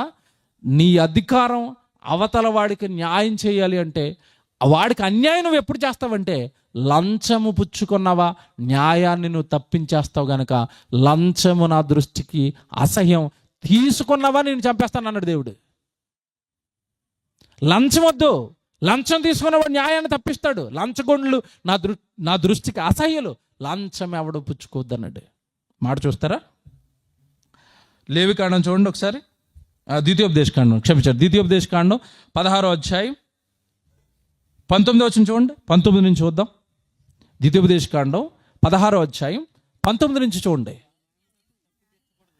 నీవు న్యాయము తప్పి తీర్పు తీర్చకూడదు. చూసారా? న్యాయము తప్పి. అన్యాయం ఎందుకు చేస్తున్నావు వాడికి? అవతల వాడు భేదవాడైతే అన్యాయం చేసేస్తావా? న్యాయము తప్పి, ఆ పదం చూసారా? న్యాయము తప్పి నువ్వు తీర్పు తీర్చకూడదు, పక్షపాతము చేయకూడదు, లంచము పుచ్చుకొనకూడదు. ఏలయనగా లంచము జ్ఞానుల కన్నులకు గుడ్డితనము కలగజేయును, నీతిమంతుల మాటలకు అపార్థము పుట్టిస్తుంది. లంచం నీతిమంతుడిని కూడా అన్యాయస్తుడిగా మార్చేస్తుంది. న్యాయం తప్పి నువ్వు తీర్చకూడదు, పక్షపాతం చూపించకూడదంటే ఎవరి దగ్గర నువ్వేం తీసుకోకూడదట? లంచం. ఇప్పుడు చెప్పండి, లంచం లేనిది లోకంలో పని అవుతుంది. ఇప్పుడు గవర్నమెంట్ ఆఫీస్కి వెళ్ళారనుకోండి, ఏమి ఇవ్వాలి వాళ్ళకి? లంచం. హాస్పిటల్కి వెళ్తే లంచం. ఏదన్నా మీరు ఎంఆర్ఓ ఆఫీస్కి కానీ ఏదైనా ఆఫీస్కి వెళ్ళారనుకోండి, ఏం పెట్టాలి ఇప్పుడు మనం? లంచం, లంచం, లంచం, లంచం. దేవుడు ధర్మం అంటున్నాడు, ధర్మంలో చెప్తున్నాడు, లంచమును తీసుకోవడానికి కుదరదు, నా దృష్టిలో పడిపోతావు, జాగ్రత్త ఊరుకొని అన్నట్టు. ఇది మతం అండి. లంచం తీసుకోవద్దు అంటుంది, పేదవాళ్ళకి సహాయం చేయమంటుంది, పరుగు ఏరుకొని ఇవ్వడానికి పేదలకు అవకాశం ఇవ్వమంటుంది. ఏమన్నా ఇంత మంచిని రాసిన బైబిల్ని ఎందుకండి మతం మతం మతం ఎందుకు? ఏముంది ఇందులో మతం? లంచం వద్దు. ఇంకోటి చెప్పనా, ఈరోజు కుటుంబ వ్యవస్థలు కూలిపోవడానికి కారణం ఏంటి చెప్పండి? కుటుంబం కూలిపోవడానికి కారణం ఏంటి చెప్పండి? మెయిన్ కారణం ఏంటి చెప్పండి? అక్రమ సంబంధాలు. అవునా కదా? భార్య ఇంట్లో ఉంటుంది, మరొక ఆమె దగ్గరికి వెళ్తాడు. భర్త ఇంట్లో ఉంటాడు, మరొక పురుషుడిని కూడుతున్నారు. ఈ అక్రమ సంబంధాలండి భయంకరంగా తయారై పేట్రేకపోతున్నారు. ఇప్పుడు మీకు రోజు వినపడుతున్న వార్తలు, కొత్తగా నేను చెప్పేది ఏమి లేదు. మన హైదరాబాద్లో అండి ఒక ఆవిడ సొంత పిల్లలండి, 3 పిల్లలండి, ఎంత బాగున్నారండి, ఎంత ముద్దుగా ఉన్నారండి. 3 పిల్లలండి. 3 పిల్లలకి పెరుగన్నంలో విషం కలిపి చంపేసింది సొంత తల్లి. మీరు వార్తలు చూస్తే మీకు అర్థమవుతుంది. పెరుగన్నం కలిపండి, అందులో విషం వేసి 3 కంచాల్లో వేసి, ఒకటి చిన్నోడండి, ఆడు తినలేకపోతే ఈవిడే పెట్టిందట ముద్దలో. సొంత పిల్లలకి విషం తినిపించింది. కారణం ఏంటని ఆలోచిస్తే విషయం ఏంటనుకున్నారు? అదే రోజు వాళ్ళ భర్తను చంపేయడానికి కూడా ట్రై చేసింది. వాడు ఆ రోజు నూకలుండిపోయి ఇంట్లో భోజనం చేయడానికి, అక్కడ పార్టీ అయితే భోజనానికి వెళ్ళాడట, బతికిపోయాడండి. ఇంట్లో పెరుగన్నం తినక వీడు బతికిపోయాడు, వాళ్ళు 3 చచ్చిపోయారు. వీడికి డౌట్ వచ్చింది, ఎందుకు 3 ఎలా చచ్చిపోతారు పిల్లలు, ఆడుకుంటున్న పిల్లలని. కేసు పెట్టేసరికండి పోలీసు వాళ్ళు ఎంక్వైరీ చేస్తే అన్నంలో విషం ఉంది. అన్నం ఎవరు పెట్టారంటే అమ్మగారు పెట్టారు. వాళ్ళు తెలుసు కదండి, పోలీసు వాళ్ళు దెబ్బలు కనబడకుండా దెబ్బలు కొడతారు. అలా కొట్టేసరికి నిజం కక్కింది. ఏంటో తెలుసా, ఈవిడికి 10th క్లాసులో బ్యాచ్మేట్ ఉన్నాడట. 10th క్లాస్ బ్యాచ్మేట్, వాడితో అక్రమ సంబంధం అట. పిల్లలు అడ్డొస్తున్నారట, అందుకని పిల్లల్ని చంపేసింది. ఎంత వరస్ట్గా ఉందండి, వినడానికే అసహ్యంగా ఉంది చెప్పడానికే. సొంత తల్లి పిల్లల్ని చంపుకుంటుంది అక్రమ సంబంధం కోసం. ఈ అక్రమ సంబంధాలు ఎంత తీవ్ర స్థాయికి వెళ్ళిపోయాయి మీకు తెలియదు కదా. ఇంకొక బాగా పాపులర్ అయిపోయిన కేసు, అందరికీ తెలిసిన కేసు ఒకటి చెప్తాను. హైదరాబాద్లో భార్యని భర్త గురునాథ్ ముక్కల కింద నరికాడు, తెలుసు కదా. ముక్కల కింద నరికి ఆ ముక్కలన్నిటిలో ఎక్కడ పెట్టాడు తెలుసా, కుక్కర్లో పెట్టి ఉడికించాడు. విన్నారా వార్త? కుక్కర్లో పెట్టి ఉడికించి మళ్ళా మాంసాన్ని ఎముకల్ని వేరు చేశాడట. వేరు చేసి మెత్తటి మాంసాన్ని అంతా కుక్కర్లో పెట్టి ఉడికించాడట. గట్టిగా ఉన్న ఎముకల్ని పొయ్యి మీద, గ్యాస్ పొయ్యి మీద, పెద్ద పెద్ద వంటలు చేసి గ్యాస్ పొయ్యి మీద పెట్టి కాల్చాడట. కాల్చి ఎముకలను బూడిచ్చేసారండి. ఈ మాంసం ముక్కలన్నిటిని కుక్కర్లో వేసి ఉడకబెట్టి మెత్తగా చేసేసి ఆ కాల్చిన ఎముకల్ని, మెత్తగా అయిపోయిన మాంసాన్ని అంత నీటిలో కలిపేశాడు. బకెట్ నీటిలో కలిపేసండి. నాకేం తెలియదు అన్నట్టు ఆ నీళ్ళు పట్టుకెళ్ళి చెరువులో పంపేశాడు. మొత్తం శవాన్ని బకెట్ నీళ్ళలోకి మార్చేసారండి. ఎన్నిసార్లు ఉడకబెట్టి ఉంటాడు చెప్పండి కుక్కర్లో వేసి. ఎంత మాంసం అండి, ఒక శరీరం అంటే ఎంత మాంసం అది. ఓ చిన్న కుక్కర్లో ఉడికేస్తుంది ఒకసారి. ఎన్నిసార్లు ఉడకబెట్టాడు, ఎన్నిసార్లు కాల్ చేశాడు. ఏమంటే భార్య అండి 13 సంవత్సరాలు కాపురం చేసింది, 2 పిల్లలు ఉన్నారు. మటన్ కత్తి షాపు దగ్గరికి వెళ్ళి కొని తెచ్చుకున్నాడట. మటన్ కత్తి కొని తెచ్చుకొని ముందు తల నరికాడట, తర్వాత కాలు నరికాడట, తర్వాత చెయ్యి నరికాడట, తర్వాత మధ్యలో ఉన్న బాడీని 4 ముక్కల కింద నరికాడట. పోలీసు వాళ్ళు ఎక్స్ప్లెయిన్ చేస్తున్నారు. ఏమండి వీళ్ళందరూ మనుషులా మృగాలు. వీడికేంటి కేసు అంటే వీడికి అంతే అక్రమ సంబంధం. ఇంకొక కేసు, భార్య ఏమండి అక్రమ సంబంధం పెట్టుకుంది. ఏమంటే భర్త వేరే దేశానికి వెళ్ళిపోయాడు, సింగపూర్ ఎక్కడికో పని చేయడానికండి, ఉద్యోగం నిమిత్తం వెళ్ళాడట. అతను ఎంత మంచోడంటే, నా భార్య అంటే నాకు చాలా ఇష్టం, నేను సర్ప్రైజ్ ఇవ్వాలని చెప్పి ఆమెకి చెప్పకుండా వచ్చాడండి ఇంటికి విదేశాల నుంచి. వచ్చేసరికి ఈవిడ ఇంకొక ఆయనతో ఉండిపోయింది, రెడ్ హ్యాండెడ్గా దొరికిపోయింది గదిలో. ఈవిడ అసలైన సర్ప్రైజ్ ఇచ్చిందనమాట. ఏంటమ్మా ఈ దారుణం, నీకోసం కదా విదేశాలకు వెళ్ళాను, నీకోసం కదా అక్కడ కష్టపడుతున్నాను, ఏంటి దారుణం అని అడిగేసరికి ప్రియుడు ఈ భార్య వాళ్ళిద్దరూ కలిసండి భర్తను చంపేసి మేడగది మీద, ఇతను బయట ఎక్కడ పడేసినా తెలిసిపోద్దని. ఇది చూడండి, ఇది విచిత్రమైన కేసు ఇది. అతన్ని కూడా చంపేసండి ముక్కల కింద నరికేసి, మన వాటర్ డ్రమ్ములు ఉంటాయి కదా, నీళ్లు పట్టుకుంటా బ్లూ కలర్ డ్రమ్ములు ఉంటాయి కదా పెద్దవి, ఆ డ్రమ్ములో వేసేసండి మాంసాన్ని. సిమెంట్ తెచ్చి ఇసుక కలిపి లోపలేసి సిమెంట్ చేశారు. అతన్ని సిమెంట్ సమాధి చేశారు. ఎక్కడికి వెళ్ళినా దొరకట్లేదు భర్త. ఏమన్నా వాళ్ళకి అనుమానం వచ్చి వాళ్ళ అమ్మ నాన్నలు కేసు పెడితే విచారిస్తే అమ్మగారి మీద 2 దెబ్బలు వేస్తే చెప్పింది అదిగో సిమెంట్ లోపల ఉన్నాడని. చచ్చిపోయాడు అప్పటికే. ఇంకా విషయం తెలుసండి, ఇంకా బాధాకరమైన విషయం ఏంటంటే, ఆ సిమెంట్ డబ్బాలో పెడుతున్నప్పుడు అండి అతనికి ఒక కూతురు ఉందండి, చిన్న కూతురు, పాపం 3-4 సంవత్సరాల చిన్న కూతురు ఉందట. అది చూసింది, ఈ చిన్న పిల్ల చూసింది ఆ సిమెంట్ డబ్బాలో పెట్టి సిమెంట్ చేసేయటం. బయట ఎవరైనా మీరు ఆనేడండి అంటే ఈ పిల్ల ఏమంటుంది తెలుసండి, సిమెంట్ డబ్బాలో దోక్కున్నాడు అంటుందట. అందరూ అనుకున్నారు చిన్నపిల్ల కదా ఏదో ఆటలాడుకుని ఉంటారు, అందరూ దోక్కున్నాడేమో, సిమెంట్ డబ్బా, మా నాన్న సిమెంట్ డబ్బాలో ఉన్నాడు, మా నాన్న డబ్బాలో ఉన్నాడు అంటుంది ఈ పిల్ల. చూసిందండి పాపం, కళ్ళ ముందే చంపేశారు వాళ్ళ నాన్నని, కళ్ళ ముందే సమాధి చేశారు ఇద్దరు కలిసి. ఏమండి ఇవన్నీ మీకు ఎందుకు చెప్తున్నానంటే, ఈ భయంకరమైన చావులు, నరకడాలు, చంపుకోవడాలు, కుక్కర్లో ఉడకబెట్టడాలు, వీటన్నిటి వెనకలో ఉన్న అసలైన బలమైన పాపం అక్రమ సంబంధం. దేవుడేమన్నాడు తెలుసా, నా ఆజ్ఞ గనుక, మళ్ళీ చెప్తున్నాను, నా ధర్మం గనుక నీ హృదయంలో ఉంటే, నీ చేతుల్లో ఉంటే, ప్రతిరోజు ఈ ధర్మాన్ని చదివితే, ప్రతిరోజు ఈ వాక్యాన్ని వింటే, అక్రమ సంబంధం అన్న మాట నీ ఆలోచనలో కూడా రాదన్నాడు. సామెతల గ్రంథం తీయండి.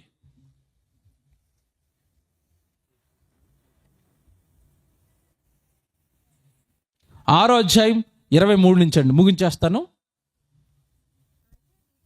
సామెతల గ్రంథం 6వ అధ్యాయము 23వ వచనం.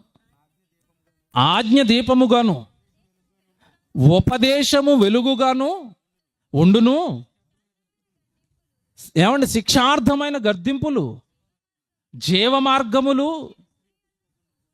ఇక చూడండి, నా ఉపదేశాలు, నా గద్దింపులు, నా ధర్మము, నా లేఖనాలు నీకు ఎలా ఉంటాయంటే, ఇక్కడ ఎంత బాగా చెప్తున్నాడు చూడండి 24లో, చెడు స్త్రీ యొద్దకు పోకుండాను, పరస్త్రీ పలుకు ఇచ్చకపు మాటలకు లోబడకుండాను అవి నిన్ను కాపాడును. ఏవి కాపాడతాయట? నా ఉపదేశాలు, నా ఆజ్ఞలు పరాయి స్త్రీ దగ్గరికి నిన్ను వెళ్ళకుండా నిన్ను కాపాడుతాయి అన్నాడు. పరాయి స్త్రీ అంటే నీ భార్యను నువ్వు కూడు, నీ భార్యతో నువ్వు సంసారం చేయి, నీ భార్యతో నువ్వు దాంపత్య జీవితం కలుగుండు, తప్పులేదు. నీ భార్య కాకుండా మిగతా వాళ్ళు ఎవరైనా సరే వాళ్ళు నీకు పరాయి స్త్రీ. పరాయి స్త్రీ. ఆ పరాయి స్త్రీ నీతో తప్పుడుగా మాట్లాడుతున్నా, ఆ పరాయి స్త్రీతో నువ్వు తప్పుడుగా మాట్లాడినా నా చేతుల్లో పడిపోతావు, జాగ్రత్త అంటున్నాడు. ఇంక చదువుతాను చూడండి పైకి, ఎంత బాగుంటుందో. 25, దాని చక్కని ధనమందు నీ హృదయములో ఆశపడకుము. అది అందంగా ఉంది కదా, కాస్త ఎర్రగా ఉంది కదా అని నీ భార్యను వదిలేసి ఆ ఎర్రగా ఉన్న ఆమె వెనకాల వెళ్ళొద్దు అంటున్నాడు. ఇదే కదండి ఈరోజు ఈ అక్రమ సంబంధ కేసులన్నీ స్టడీ చేస్తే మొన్న ఒక మూర్ఖుడు అంటున్నాడండి, నీకు భార్య ఉంది కదరా, పిల్లలు ఉన్నారు కదా, నీకు ఇదేం రోగం అంటున్నాడు. నాకు నా భార్య తప్ప మిగతా వాళ్ళు అందరూ అందంగా కనపడతారండి అంటున్నాడు. చూసారు రోగం ఎలాగుందో? భార్య తప్ప మిగతా వాళ్ళందరూ ఎలా కనపడతారట? అందంగా కనపడతారు. వాడి హృదయంలో ఈ వాక్యం ఉంటే వాడికి ఎలా కనపడతారు అందరూ? ధర్మం హృదయంలో ఉంటే ఎలా కనపడతారు తెలుసా? ధర్మం ఏమేమి చెప్పిందో తెలుసా? నీ భార్య మాత్రమే నీకు భార్య, పరాయి స్త్రీ నీకంటే పెద్దదనుకో అక్కను, నీకంటే చిన్నదనుకో చెల్లి. పరాయి పురుషుడు నీకంటే పెద్దడు అనుకో అన్నాను, చిన్నోడైతే తమ్ముడు, బాగా వృద్ధుడైతే తండ్రి అని పిలువు. ధర్మం చేతుల్లో ఉంటే, ధర్మం హృదయంలో ఉంటే పరాయి స్త్రీని కానీ పరాయి పురుషుని కానీ ఇలా చూస్తావు. నీ హృదయంలో ధర్మం లేదు కదా, ఈ ధర్మం వద్దనుకున్నావు కదా, ఈ ధర్మానికి మతమని ముద్ర వేసి దూరం పెట్టావు కదా, అందుకే నువ్వు అక్రమ సంబంధాలు పాలైపోయావు. ఇప్పుడు ఎంత బాగా చెప్తాడు చూడండి కిందకి, దాని చక్కని ధనమందు నీ హృదయములో ఆశపడకుము, అది తన కన్ను రెప్పలను చిలికించి నిన్ను లోబరచనీయకుము. వేశ్యా సాంగత్యము చేయువానికి రొట్టె తొనక మాత్రము మిగిలియుండు. నా వార్నింగ్ అన్నాడు అంతే. ఇది వేశ్య దగ్గరికి వెళ్ళావా, చివరికి నీకు మిగిలిపోయేది ఏమంటున్నాడు? రొట్టె తొనక. చివరికి ఒక రొట్టె మొక్క తినుకుంటూ ఉండాలి, ఎందుకంటే ఆరోగ్యం పాడైపోతే, ఎయిడ్స్ వచ్చి ఇంకేం తినకుండదు. మీకు అర్థమైందా? బైబిల్ ఏం చెప్తుంది అనుకున్నారు? సొసైటీలో జరిగేవన్నీ మాట్లాడుతుంది. ఎయిడ్స్ పేషెంట్ దగ్గరికి మటనట్టుకెళ్ళి అట్టాన్ని తింటాడేమో. ఆ కాలం అయిపోయింది బాబు, ఇప్పుడు అరగటం లేదు. ఎందుకంటే వ్యవస్థలన్నీ పాడైపోతాయి. ఆడికి ఎయిడ్స్ రోగం వచ్చిందా, వ్యవస్థలన్నీ పాడైపోతాయి. చివరికి ఆడికి మిగిలేది ఏంటి? రొట్టె మొక్క. చివరికి తింటాం అదే. ఇంకా చూడండి కిందకి, వాడు బ్రతికి ఎలా మారిపోద్ది అంటే, వాడికి రొట్టె మొక్క మాత్రం మిగిలి ఉండును, మగనాలు మిక్కిలి విలువగల ప్రాణమును వేటాడును. ఒకడు తన ఒడిలో అగ్నిని ఉంచుకొనని ఎడల అది వస్త్రము కాలకుండునా, ఒకడు నిప్పుల మీద నడిచిన ఎడల వాడి పాదములు కమలకుండునా. తన పొరుగు వాని భార్యను కూడువాడు ఆ ప్రకారమే నాశనమగును, ఆమెను ముట్టువాడు శిక్షను తప్పించుకొనడు. చూస్తానని సంగతి అంటున్నాడు. పొరుగువాని భార్యను కూడేవాని సంగతి చూస్తానంటున్నాడు. ఏమంటే ఎందుకు ఇలా మాట్లాడుతున్నాడు? ఏం జరుగుతుంది? పొరుగోడు భార్యను కూడితే ఏం జరుగుతుంది చెప్పండి? ఏం జరుగుతుంది తెలుసండి? కుటుంబం కూలిపోద్దండి. ఆ విషయం భర్తకి తెలిస్తే, భర్తకి ఆవిడికి గొడవలు, వీళ్ళిద్దరూ కొట్టుకుంటుంటే పిల్లలు ఏమైపోవాలి, వాళ్ళ కుటుంబం ఏమైపోవాలి, వాడి కుటుంబంలో శాంతి ఉండదు కదా, వాళ్ళ కుటుంబంలో సమాధానం ఉండదు కదా. ఇక ఒక్కసారి వేయడానికి తప్పు చేస్తూ భర్తకు దొరికిందంటే వాడు జీవితకాలం ఆమెను ఏం చేస్తూ ఉంటాడు? అనుమానిస్తూనే ఉంటాడు. ఎక్కడన్నా కనపట్టలేదు అనుకోండి, ఏమంటాడు? తప్పు చేయకపోయినా సరే ఏమంటాడు? ఆ తప్పు చేయడానికి వెళ్ళావా అంటాడు. ఇంకా జీవితకాలంలో ఒకరంటే ఒకరు నమ్మకం ఉంటుందండి వీళ్ళిద్దరికి? ఉండదండి.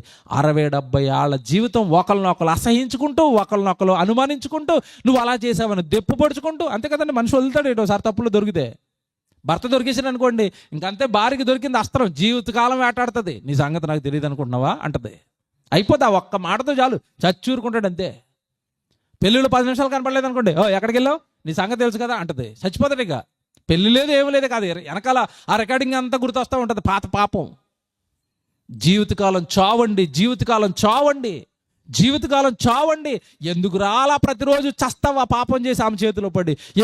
ఎందుకమ్మా నువ్వు ఆ పాపం చేసి వాడి చేతుల్లో పడి ప్రతి దినము వాడి చేతుల్లో చస్తావెందుకు? ఎందుకు పాపం?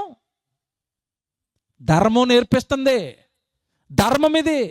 నీతిగా ఉండండి, న్యాయంగా ఉండండి, యథార్థంగా ఉండండి, పాపాలు చేయకండి, ఒకటి కుటుంబాన్ని ఒకటి కూల్చకండి, ఒకరి జీవితాన్ని ఒకరు నాశనం చేయకండి. ధర్మం ఇది. ధర్మం ఇది.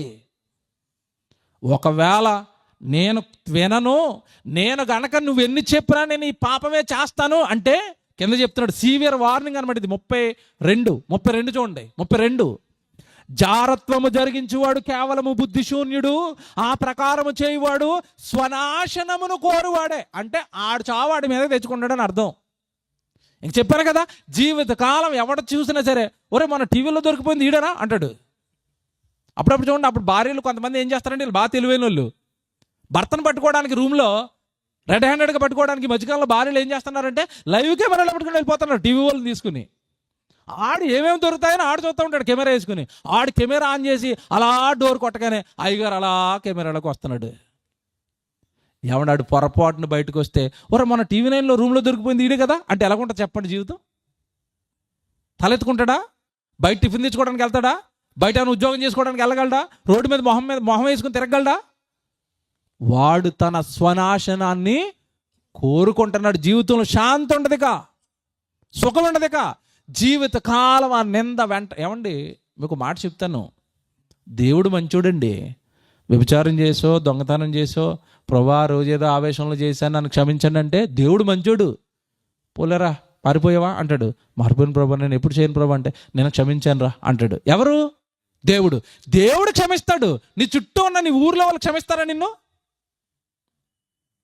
నువ్వే కదా అక్కడ వ్యభిచారం చేస్తే దొరికావు, నువ్వే కదా మీ నాయన మొన్న ఆమె కొట్టుకుంటూ తీసుకెళ్ళాడు వ్యభిచారం చేస్తాను, నువ్వే కదా, ఆవిడే కదా. పొరపాటున ఆవిడ అలాగే వెళ్తుందంటే నలుగురు అక్కలు ఇక్కడ ఉన్నారంటే ఆవిడేనా అంటారు అంతే. వీళ్ళేదో మంచోళ్ళగా.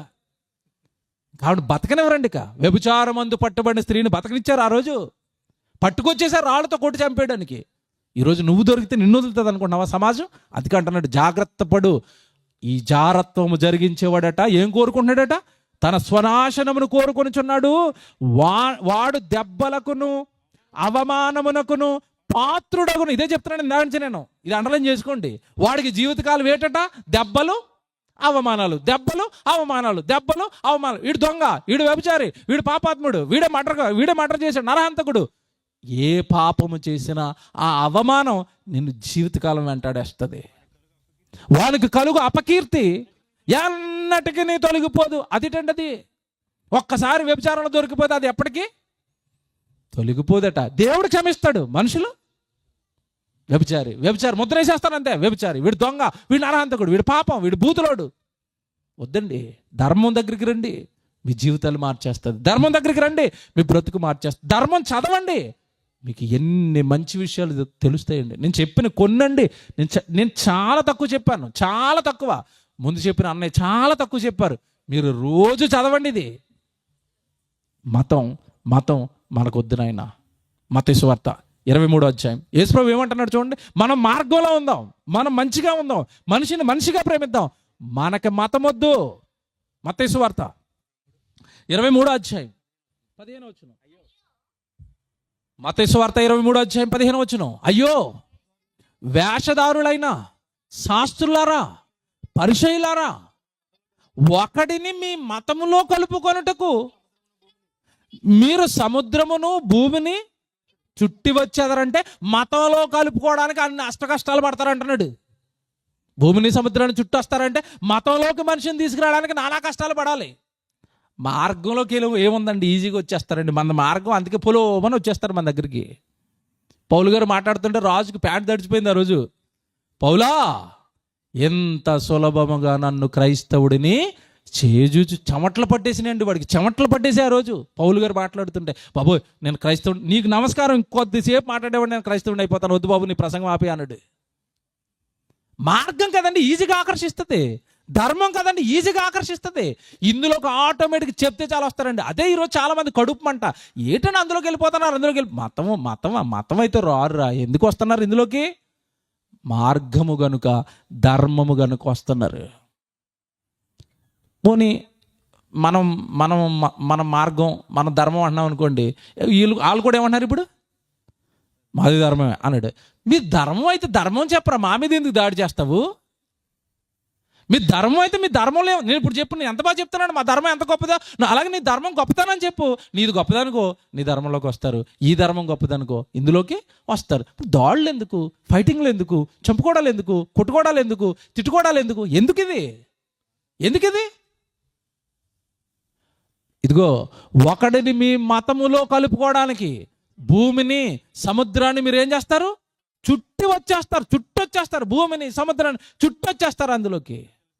అతడు మీ మతములో కలిసినప్పుడు అతడిని మీకంటే 2 నరకపాత్రునిగా చేస్తారు. అంటే యేసుప్రభు ఏం చెప్పాడు తెలుసు, ఇండైరెక్ట్గా మతంలో ఉన్న ప్రతి వాడు పోతాడు ఎక్కడికి, నరకానికి. ఆ మతంలో ఉండి మీరు నరకానికి పోవడమే కాకుండా మీ మతంలో ఇంకొకరిని చేర్చుకుని వాడిని కూడా దేనికి సిద్ధం చేస్తున్నారు అంటున్నాడు, నరకానికి. ఇప్పుడు మతంలో ఉన్నాడు నరకానికి పోతాడని యేసుప్రభు చెప్పి ఆయన కొత్త మతం ఎడతాడా? దేవుని పిల్లలారా, బైబుల్ మతము కాదు, బైబుల్ ధర్మం. మళ్ళీ చెప్తున్నాను, ధర్మం సృష్టికర్త రాయించిన ధర్మం. ఇది ఎలా ఉంటుంది తెలుసా, ధర్మం ఎలా ఉంటుంది, శాంపుల్ ఒక మాట చెప్పించు, లాస్ట్ వర్డ్ అండి ఇది, లాస్ట్ రెఫరెన్స్ మీరు చూద్దరు. కానీ ధర్మం ఎలా ఉంటుందంటే, ఎప్పుడు కూడా ధర్మం ఎలా ఉంటుందంటే, మనిషిని మనిషిగా చూడు, పేదోడిని పేదోడిగా చూడు, లంచగొండి న్యాయం లేక ఎవడన్నా తప్పిపోతాడేమో, నువ్వు లంచం తీసుకోవద్దు. మనిషి దేవుని కుమారుడే. నువ్వు ఎలా ఉండాలంటే సాటి మనిషి పట్ల ఎలా ఉండాలి తెలుసా? కొలసీలకు రాసిన పత్రిక, ఈ జాగ్రత్తగా రాసుకోండి. కొలసీలకు రాసిన పత్రిక 3వ అధ్యాయం 12 తీయండి, చివరి మాట. కొలసీలకు రాసిన పత్రిక 3వ అధ్యాయం 12వ వచనం. కాగా ఇదిగో, మీరు దేవుని చేత ఏర్పరచబడిన వారంటే ఈ ధర్మంలోకి వచ్చారు, మార్గంలోకి వచ్చారు కదా. మీరు ఎలా ఉండాలి తెలుసా? దేవుని చేత ఏర్పరచబడిన వారును, పరిశుద్ధులను, ప్రియులైన వారికి తగినట్లు మీకు ఏ మనసు ఉండాలట? జాలి కలిగిన మనస్సు. అంటే ధర్మంలోకి వస్తే, ఇదిగో క్రైస్తవ మార్గంలోకి వస్తే ఏ మనసు ఉండాలి మీకు అంటున్నాడు?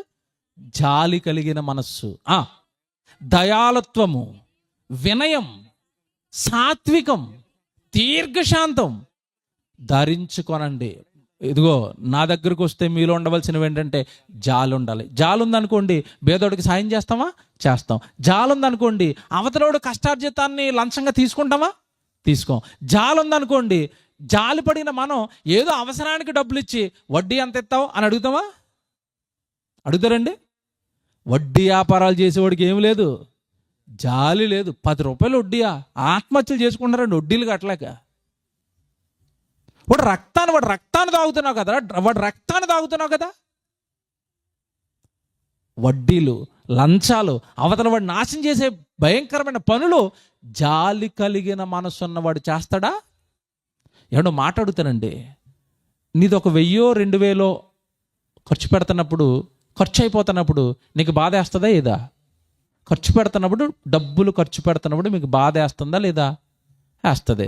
మరి నువ్వు డబ్బులు ఖర్చు పెడుతున్నప్పుడు బాధ వేస్తున్నప్పుడు, అవతలోడి దగ్గర వడ్డీ కింద 5,000 అడుగుతున్నప్పుడు ఆడికి బాధ అయ్యదా? ఆడి కష్టార్జితం నీకు ఇవ్వడానికి అప్పనంగా వేస్తుందా వేయదా? ఇప్పుడు నీదే మనసా, వాడికి మనసు లేదా? నీ డబ్బులే కష్టమా, వాడి డబ్బులు కష్టం కాదా? ఎందుకు వాడి కష్టార్జితాన్ని వడ్డీల రూపంలో దోచుకుంటున్నారు? మీకు జాలి ఉంటే అలాంటి పాపాలు చేయరు. సాధ్యమైతే సాయం చెయ్యు, అప్పు ఇయ్యు, అంతే తప్ప వాడి దగ్గర వడ్డీ రూపంలో 1000 లాగేసి వాడు ఆత్మహత్యలకు నువ్వు కారణము కావద్దు. జాలి కలిగిన మనస్సు, ఎంత మంచి మాట తెలుసండి. మీకు సాటి మనిషి పట్ల ఏముండాలట?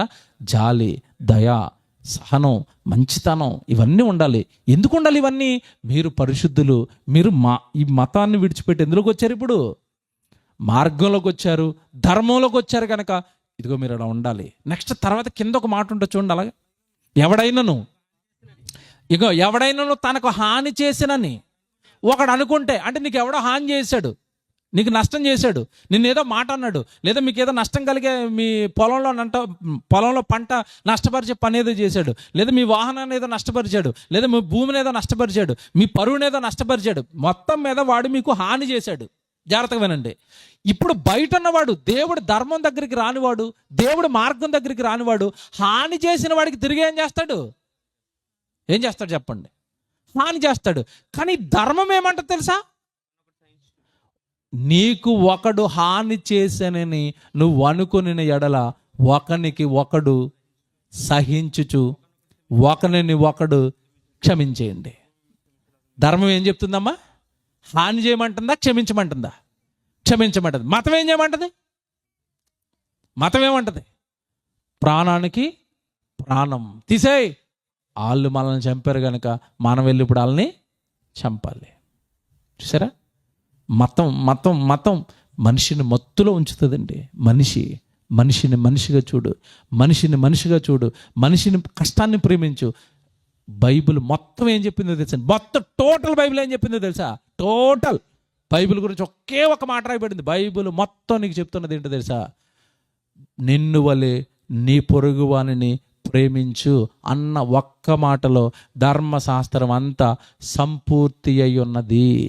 గలతీ పత్రికలో ఉంది మాట. రాసుకున్న తర్వాత చదువుకోండి. గలతీలకు రాసిన పత్రిక 5వ అధ్యాయం 13, 14, 15లో ఉంటుంది. 13, 14, 15 ధర్మశాస్త్రం అంతా, బైబిల్ అంతా నిన్ను వలె నీ పొరుగువానిని ప్రేమించు అన్న ఒక్క మాటలో సంపూర్తి. అంటే బైబిల్ మొత్తం మనకేం చెప్తుంది? పొరుగుడిని ప్రేమించు. పొరుగుడిని ప్రేమిస్తే దొంగతనం చెయ్యు. పొరుగుడిని ప్రేమిస్తే వ్యభిచారం చేసే వాళ్ళ కుటుంబాన్ని కోల్చో. పొరుగుడిని ప్రేమిస్తే అబద్ధ సాక్ష్యాలు చెప్పు. పొరుగుడిని ప్రేమిస్తే నరహత్య చెయ్యు. పొరుగుడిని ప్రేమిస్తే వాడి సంపదను నువ్వు దొంగతనం చెయ్యు. అంటే బైబిల్ మొత్తం నీకు చెప్తున్నది ఒకటే, పొరుగువాడిని ప్రేమించు. ప్రేమించమని చెప్తున్నది మతమా ధర్మమా? మీరు చెప్పండి. బైబిల్ మతమా ధర్మం? సృష్టికర్త, సర్వేశ్వరుడు, సర్వశక్తిమంతుడు, సర్వ మానవాళికి తండ్రి అయిన దేవుడు మనుషులు ప్రేమానురాగాలతో ఉండడానికి దేవుడు ఈ భూమి మీద మనుషులకి ఇచ్చిన గొప్ప వరం ది బైబిల్. ఇది వరం. మళ్ళా చెప్తున్నాను, బైబిల్ ప్రపంచానికి ఒక గొప్ప వరం. ప్రపంచంలో ఉన్న పాపాలను ఎండగట్టేది, ప్రపంచంలో ఉన్న మనుషుల మధ్య ప్రేమను పుట్టించేది, ఐక్యతను పుట్టించేది, అందరిని ఒక తాటిపైకి తెచ్చేది, అందరిని ప్రేమించుకునేటట్టుగా చేసేది బైబిల్. బైబిల్ ప్రేమ పుట్టించింది. బైబిల్ ప్రేమామూర్తులను తయారు చేసింది. బైబిల్ త్యాగధనులను తయారు చేసింది. బైబిల్ ప్రపంచానికి మంచి చేసేవారిని తయారు చేసింది. అందుకే చూడండి, ప్రపంచంలో మరి ఎక్కడికైనా వెళ్ళండి, ట్రస్టులు పెట్టి ఆరోగ్యాన్ని అందించింది ఎవరు చెప్పండి? క్రైస్తవులు. మిషనరీస్ ఎవరు? క్రైస్తవులు. వైద్యాన్ని అందించింది వాళ్ళే, విద్యను అందించింది కూడా వాళ్ళే. ఇంకా నాకు టైం అయిపోయిందండి. నేను అటు వెళ్ళానంటే సొసైటీలోకి ఒక 1850, 1900, 18వ శతాబ్దం, 19వ శతాబ్దానికి వెళ్ళేసరికి మన భారతదేశంలో అంటే భయంకరమైన కార్యక్రమాలండి. పొరపాటున అప్పట్లోనండి బాల్య వివాహాలు చేసేసేవారు. బాల్య వివాహం అంటే చిన్నపిల్లకి పెద్దాన్ని ఇచ్చి పెళ్లి చేసేవారు. ఆ ముసలోడు సగంలో చచ్చిపోయాడు, ఆ పిల్లకి వయసు కూడా రాదు. ఈ పిల్లని ఏమనేవారంటే విధవరాలు, ఈమెకి జీవితంలో పెళ్లి చేయడానికి కుదరదు. నిండు వయసు ఉంటుందండి, విధవరాలు, పెళ్లి చేయడానికి కుదరదు. ఇంకా కొన్ని చోట్లయితే సతీ సాగమనం, చచ్చిపోయిన ఆ ముసలాయితో ఈ పిల్లలను కూడా శ్మశానంలో వేసి తగలబెట్టేసేవారు. మహానుభావులు కందుకూరి వీరేశలింగం పంతులు, రాజా రామ్మోహన్ రాయ్ ఇలాంటి సంఘ సంస్కర్తలు పోరాడారు. అలాగే అలా చంపేస్తారండి. ఆ భర్త చచ్చిపోతే మరొక వివాహం చేయొచ్చు కదని 1856లో డల్హౌసీ అనే ఒక బ్రిటిషరు ఒక చట్టం చేశాడు, వితంతు వివాహాలు. అప్పటి వరకు భారతదేశంలో అసలు చచ్చిపోయిన విధవకి వివాహం చేసుకునే హక్కు లేదు. ఏమంటే అది 18వ శతాబ్దం భారతదేశంలో. నిన్న కాక మొన్న జస్ట్ 100 సంవత్సరాలు వెనకాల చరిత్ర మాట్లాడుతున్నాను. 100 సంవత్సరాలు వెనక్కి వెళితే వితంతువుకి వివాహం చేసుకోవడానికి దేశంలో హక్కే లేదు. సంఘ సంస్కర్తలు చక్కగా ఆ చట్టాలను తెచ్చారు. ఆ రోజున్న బ్రిటిషర్స్తో పోరాడి ఆ చట్టాలు చేయించి భారతదేశంలో వివాహాలు చేసుకోవడానికి అవకాశం ఇచ్చారు. నేను చెప్తున్నది 100 సంవత్సరాల క్రితం. మీరు 2000 సంవత్సరాల క్రితానికి వెళ్ళిపోతే బైబిల్ ఉంది, యేసుక్రీస్తుల వారి మాటలు ఉన్నాయి. యేసుక్రీస్తుల వారి తదనంతరం మొదటి 100 సంవత్సరాల్లోనే బైబిల్ పూర్తయిపోయింది. అందులో మీరు కొరింథీ పత్రిక చదివినా, అందులో రామపత్రిక చదివినా దేవుడు ఏమన్నాడు తెలుసా? భర్త బ్రతికొన్నంత కాలమే భార్య అతడికి బద్ధురాలు. భర్త చచ్చిపోయాడా, ఆమె స్వతంత్రురాలు. భర్త చచ్చిపోయిన ఆవిడ విధవరాలు, మరలా వివాహం చేసుకోవచ్చు. ధర్మశాస్త్రం, ధర్మం దీనికి అంగీకారం చెప్తుంది అన్నాడు. ఇది ఎప్పుడు మాటిది? 2000 సంవత్సరాల క్రితం. సంఘ సంస్కర్తలు నిన్నగాక మొన్న తెచ్చారు ఆ సంస్కరణలు. మీరు ఆలోచించండి, బైబిల్ గొప్పతనం. ఖ్యాతి సమాజంలో ఉన్న ఎలాంటి కీడుకైనా బైబిల్ చెప్పే సమాధానం, ఎలాంటి భయంకరమైన చేష్టలకైనా బైబిల్ చెప్పిన సమాధానం. దేవుని పిల్లలారా, బైబిల్ గొప్పది. ఈ రాత్రంతా చెప్పమంటే చెప్తానండి, బైబిల్ గొప్పది, బైబిల్ గొప్పది. బైబిల్ సృష్టికర్త మానవులకి ఇచ్చిన ధర్మం, మతం మాత్రం కాదు.